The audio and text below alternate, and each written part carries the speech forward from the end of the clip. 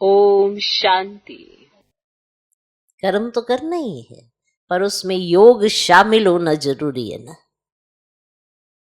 तो ऐसा अभ्यास हो जाने से हर कर्म में योग शामिल करना। तो बाबा हम बच्चों को इतनी पालना देते, खिलाते पिलाते बहलाते, ज्ञान योग से सजाते, बनाना चाहते शुद्ध पवित्र देवी देवता। तो कितना सहज आधार है कि भोजन याद में बना। और ये चांस मिलना अपने आप में भी बहुत बड़ी बात है। सबको चांस नहीं मिलता भोजन बनाने का।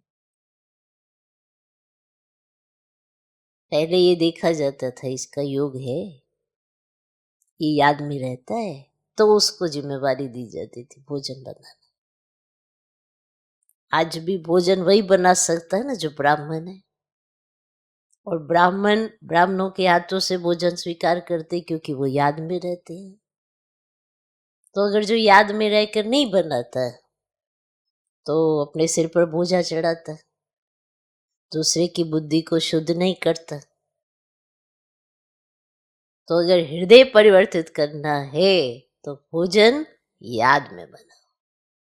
और ब्राह्मणों को शुद्ध रहना चाहिए, शुद्ध बनाना चाहिए, शुद्ध खाना चाहिए। वो सहज साधन है याद में रहने का, दूसरे को याद में टिकाने का।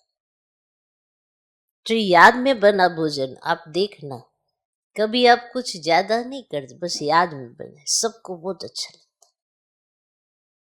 साधारण ते साधारण भोजन बहुत अच्छा लगा, बहुत अच्छा बना है,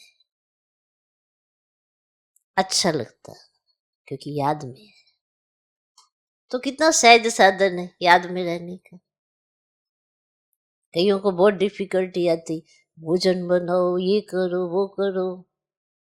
पर अगर उसको मनोरंजन समझ के कि अरे मेरे को तो याद में रहने का चांस मिला है, इसीलिए यज्ञ में कहो या लौकिकता में कहो या अलौकिकता में कहो, कोई भी कर्म में याद जब उसमें शामिल हो गई ना तो वो वंडरफुल कर्म हो जाता है, जिसके ही यादगार बनते हैं।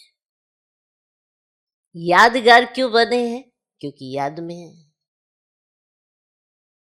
पर यादगार बनते तो कर्मों के ही है ना। तो बनना कर्म योगी ही है। तो कोई भी कर्म करते जरूर चेक करे याद में है।